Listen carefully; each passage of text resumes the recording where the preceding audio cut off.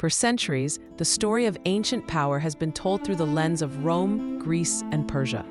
We speak of their legions, their philosophies, their monumental architecture. But what if I told you there was another, an African empire that stood shoulder to shoulder with these giants, yet has been conveniently erased from our collective memory? This is the story of Axum, a forgotten superpower, a civilization that mastered global trade, embraced a unique faith, and engineered wonders that defy belief even today. Axum was not just a kingdom. It was a global force, a beacon of innovation and influence that shaped the ancient world in profound ways. Yet, its name rarely echoes in our history books. Its achievements are often overlooked, its legacy overshadowed. It's time to unearth the truth about this magnificent African empire, to understand why it was forgotten and why its story is more vital now than ever before.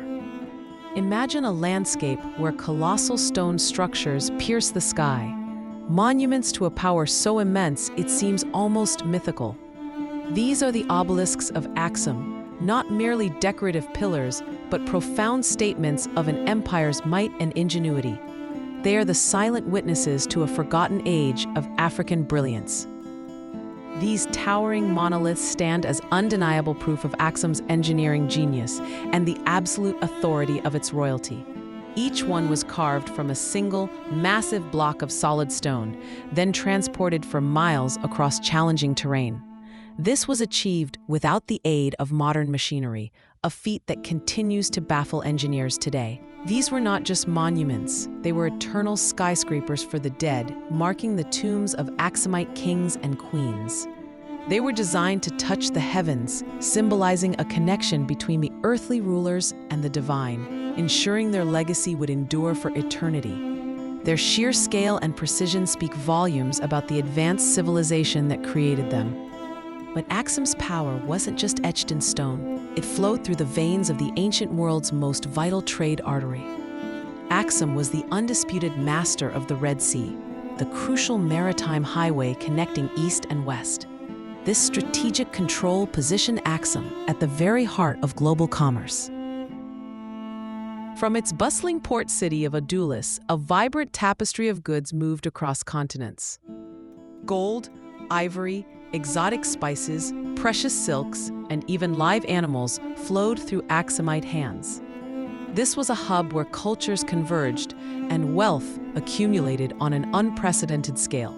Axum's economic dominance was so profound that its currency was accepted and even preferred in distant lands.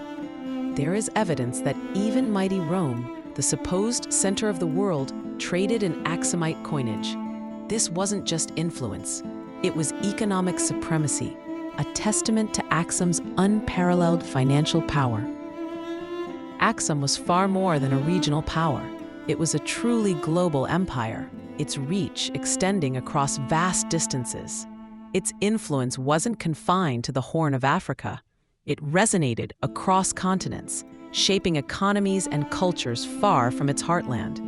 This was an empire with a truly international footprint. Archaeological discoveries paint a vivid picture of this extensive global network. Axumite inscriptions have been unearthed as far away as India, demonstrating direct or indirect trade and diplomatic ties with the subcontinent. These findings challenge conventional narratives of ancient global interaction. Further evidence of Axum's widespread influence comes from its coinage. Axumite coins bearing the images of its powerful rulers have been discovered in diverse locations, from the ancient lands of Palestine to the bustling markets of Italy. These coins were not just currency. They were symbols of Axum's economic might and cultural presence. At its zenith, Axum controlled a vast swathe of territory. Its dominion stretched across what is now modern Ethiopia and Eritrea, extended into parts of Sudan, and even encompassed significant portions of Yemen and Saudi Arabia across the Red Sea. This was a formidable empire, geographically and politically. In an era often depicted as one where knowledge flowed primarily from east to west, Axum stood as a powerful counter-narrative. The world was not just trading with Axum, it was learning from Axum, absorbing its innovations, and adapting to its economic prowess. Axum was a trendsetter, not a follower. The very foundation of Axum is steeped in a legend that intertwines divine lineage with earthly power. Its story begins with the captivating tale of the Queen of Sheba, known in Ethiopian tradition as Makeda, a monarch whose wisdom and beauty captivated King Solomon of Israel. This legendary encounter set the stage for Axum's destiny. Ethiopian tradition holds that from this union, a son was born, Menelik I. He is revered as the first emperor of Axum, the progenitor of a dynasty that would rule for millennia. This lineage provided Axum with an unparalleled claim to divine favor and historical legitimacy. But the legend doesn't end there. It is said that Menelik I, upon visiting his father in Jerusalem, returned to Axum not just with blessings, but with the most sacred artifact of all, the Ark of the Covenant. This holy relic, believed to contain the Ten Commandments, became the spiritual heart of the Axumite Empire. This powerful legend, deeply embedded in the national consciousness, provided Axum with an unshakable divine mandate. It elevated its rulers to a sacred status, linking their authority directly to biblical prophecy and ancient covenants. This spiritual foundation was a source of immense strength and unity for the empire. And in the 4th century, a pivotal transformation occurred that would forever alter Axum's identity and trajectory. Under the visionary leadership of King Ezana, Axum made a monumental decision. It officially adopted Christianity as its state religion. This was not a gradual shift, but a deliberate, profound embrace of a new faith. This conversion placed Axum among the very first nations globally to become Christian. It predated the widespread adoption of Christianity across much of Europe, positioning Axum as a pioneering Christian kingdom. This fact alone challenges many Eurocentric narratives of early Christian history. The adoption of Christianity marked a profound transformation of Axumite identity. It was a unique blend where ancient African traditions and cultural practices seamlessly integrated with the teachings of the new faith. This created a distinct form of Christianity, deeply rooted in its African context.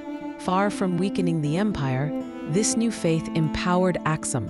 It provided a unifying ideology, strengthened diplomatic ties with other Christian nations, and inspired new forms of art, architecture, and literature.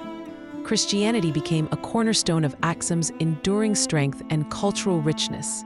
At its zenith, Axum was not merely a regional power. It stood as an equal among the titans of the ancient world. It was an empire that could genuinely claim to stand shoulder to shoulder with the likes of Rome and Persia, commanding respect and influence across vast geopolitical landscapes. Ancient historians recognized Axum's immense stature. The Greek historian Agatharchides, writing centuries before Axum's peak, described the region as home to the greatest of all kingdoms in the world. This early recognition hints at a long-standing tradition of power and influence. While Rome dominated the Mediterranean and Persia held sway over the East, Axum controlled the crucial gates of global trade. Its strategic position on the Red Sea made it an indispensable player in the economic and political chessboard of the ancient world. Axum was the linchpin, the vital connection. Yet, like all great empires, Axum eventually faced its decline. But its fall was not a dramatic conquest by a superior military force. Instead, Axum faded gradually, a slow retreat brought about by a confluence of environmental and economic shifts that reshaped the ancient world. Climate change played a significant role, altering agricultural patterns and impacting the empire's resource base, simultaneously shifting global trade routes driven by new political powers and maritime innovations diminished the Red Sea's centrality. Axum's economic lifeline began to fray. As its coastal power waned, Axum strategically withdrew into the Ethiopian highlands. This was not an end, but a transformation. The empire adapted, evolving into the medieval Ethiopian kingdoms that would endure for centuries, preserving much of Axum's cultural and religious legacy. This enduring legacy is perhaps Axum's most remarkable achievement. Ethiopia, the direct descendant of Axum, stands as the only African nation to successfully resist European colonization. Its deep historical roots, its unique Christian identity, and its resilient spirit are all echoes of its Axumite past. And so, we return to the central question: why is this incredible story so rarely told? Axum, a Black African empire that pioneered global trade, engineered monumental wonders, and embraced Christianity centuries before much of Europe, remains largely absent from our mainstream historical narratives. Unlike the ubiquitous tales of Rome, Greece, or Persia, the saga of Axum is barely taught in schools, rarely explored in documentaries, and seldom celebrated in popular culture. This omission is not just an oversight. It is a profound disservice to a civilization that profoundly shaped the ancient world. It is time to reclaim this forgotten narrative, to acknowledge Axum's rightful place among the great empires of antiquity, to understand that history is richer, more diverse, and far more complex than the limited perspectives we have often been given. The story of Axum is a testament to African ingenuity, power, and enduring legacy. It is a story that deserves to be told, remembered, and celebrated by all. If you believe Africa's history deserves to be told with pride, strength, and truth, then don't just watch, take action.